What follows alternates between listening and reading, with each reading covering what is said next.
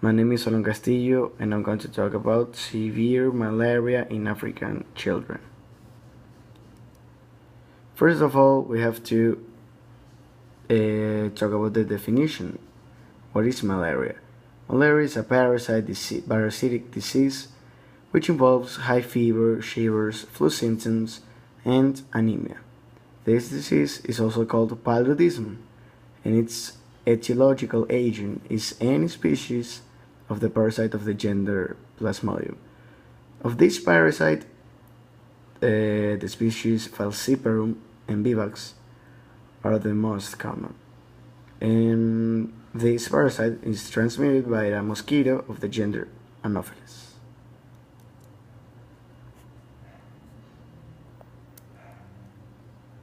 So here we have the first video, which talks about malaria in general. Sharks kill 12 people. Grizzly bears kill 90 people.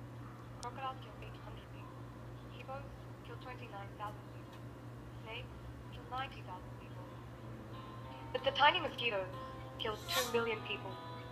And over 600,000 of these deaths are caused by malaria alone. What is malaria? It's a life-threatening disease caused by parasites and transmitted through the bites of infected mosquitoes. 3.4 billion humans, that is, half the world's population, have a threat of malaria. Why do so many people die from malaria? Why can't they go to a doctor? Why don't they get rid of the mosquitoes? Poverty. People living in poor and unhygienic places are at risk, and children are the most vulnerable. Globally, a child dies of malaria every 30 seconds. Who is at high risk? Young children, pregnant women, people with HIV/AIDS, international travelers from non-endemic areas because they lack immunity. Symptoms of malaria: muscle aches, nausea, vomiting or diarrhea, fevers, headaches, shaking chills, seizures and mental confusion, kidney failure. Malaria treatment: prevention, education, treatment. Prevention: treated mosquito nets are the simplest and most effective way to prevent malaria. 23% reduction in malaria deaths are reported among those who use mosquito nets. Education. It is vital for any family which receives a net to also receive an education about how to use the net, how often to replace it, and how to get rid of mosquito breeding areas such as puddles, standing water, etc. Treatment. A child suffering from malaria will receive anti-malarial drugs, intravenous medication, transfusions, and breathing treatments. Let's take a look at the price of malaria. A malaria-stricken family spends 25% of its annual income on treatment.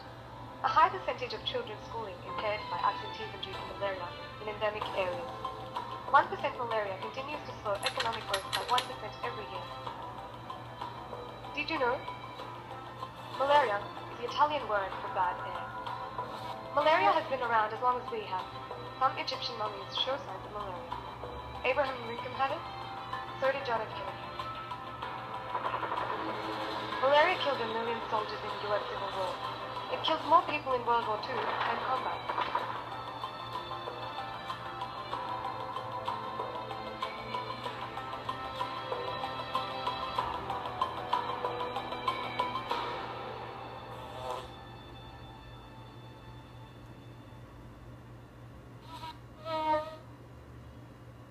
Okay.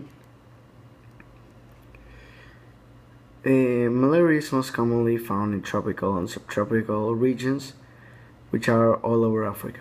It is also found in regions with warm and temperate climate. Although it has been eliminated from Europe and the US in 1950, this is still a very important issue in Africa. Malaria kills a child every 30 seconds in the mentioned continent, and although this disease has a treatment, 2 out of 5 children have failure. We have this another video which talks about the treatment, and it's long, so I'm just gonna show a part of it.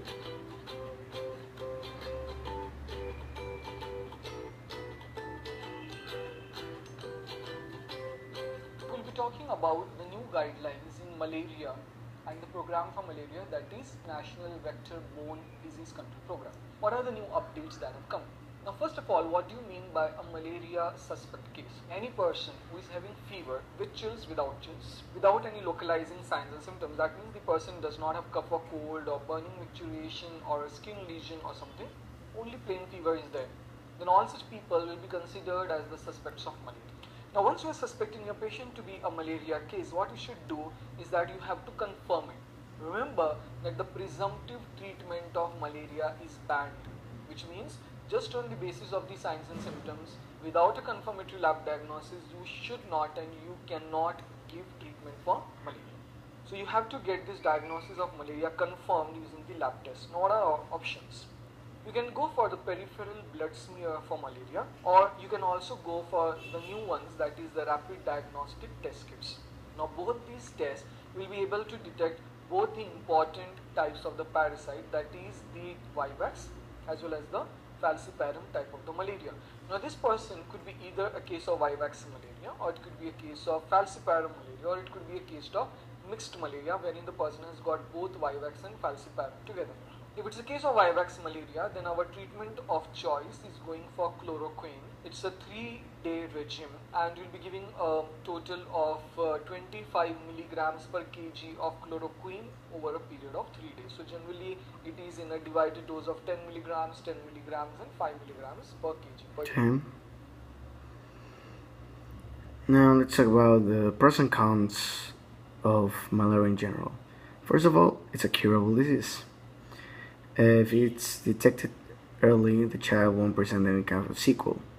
Also, malaria has brought 44 African nations together, so they give 15% of their annual budget to the fight against this disease.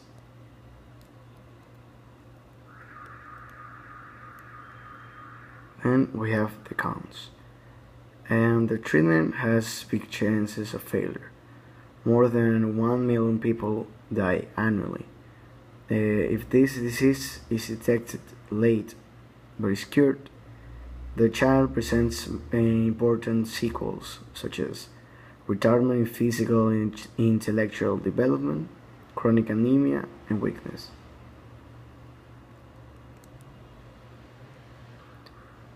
We have this other video.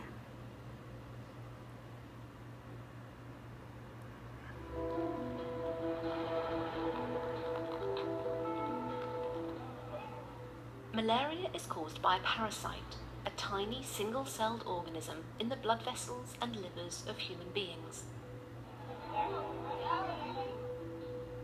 It's a serious disease that disables and kills an estimated 660,000 people every year.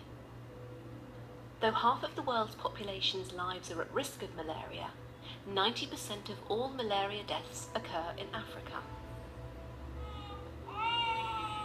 Despite medical advances, the disease continues to be a problem. It is estimated that every 60 seconds a child under the age of 5 dies from malaria in Africa. But there is hope that one day malaria will no longer burden the people of Africa.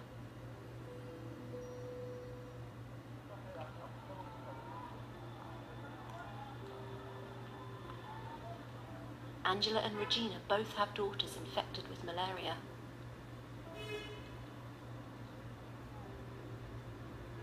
These mothers have come to the Shampandi clinic in southern Zambia to receive medication.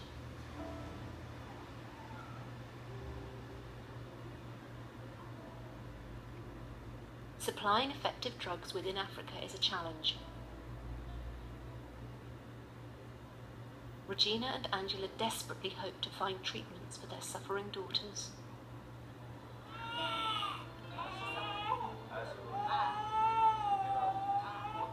Most patients who have malaria or think they have malaria or their children might have malaria might live quite a distance from where anti-malarials are actually found, whether they are given away free as in health posts, most health posts, or they're sold in pharmacies or other distribution posts.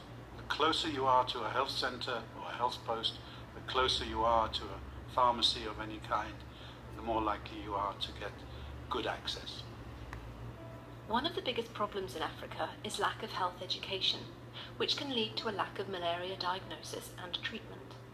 Every year, the continent loses an estimated $12 billion in gross domestic product due directly to the disease. It's not just enough to provide drugs.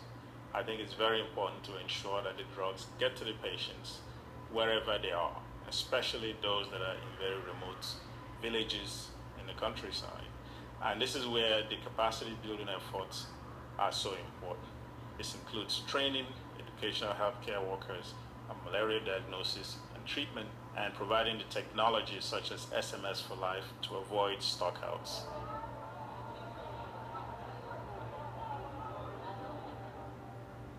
With inconsistent availability of treatments, mothers like Regina and Angela can only wait and hope for the arrival of effective drugs for their daughters.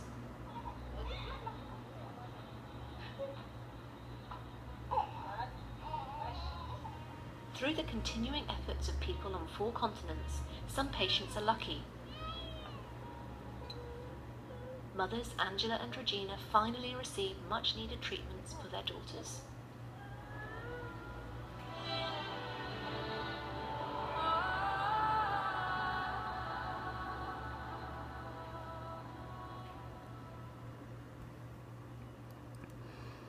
Okay. Then talk about malaria in Ecuador. In 2016, the number of cases of malaria in Ecuador rose from 686 to 1,191.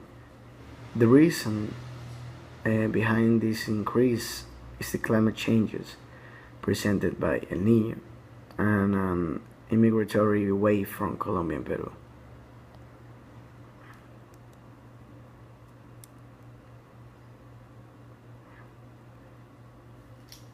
Okay, this video talks about also a cure, about the treatment of malaria, but it proposes a natural cure for this disease.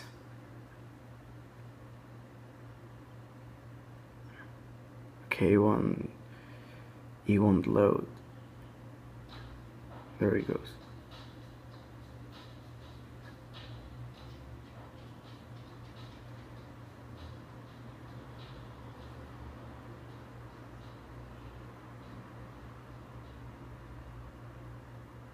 Malaria is one of the deadly mosquito-borne diseases which are common in tropical and subtropical countries.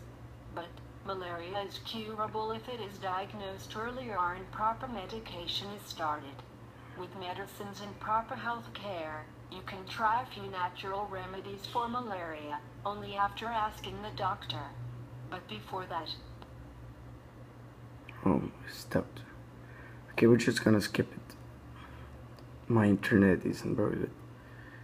Okay, and the conclusion: malaria is a very problematic disease that has a treatment which effectiveness depends on how early this disease has been diagnosed, and even so, the treatment has a high chance of failure, and the sequels are terrible, especially for children. The African nations have come to an agreement to fight malaria. Personally, I think that malaria can be eradicated from the world. It is already gone in Europe and the United States, so eventually it will be gone in the rest of the world. The only problem are the resources for this fight. Finally, we have this video.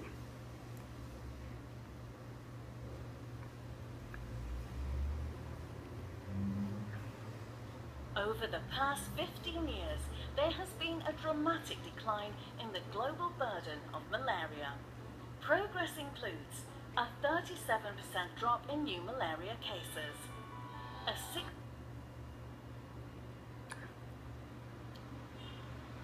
Okay, my internet is very low. It's very slow today.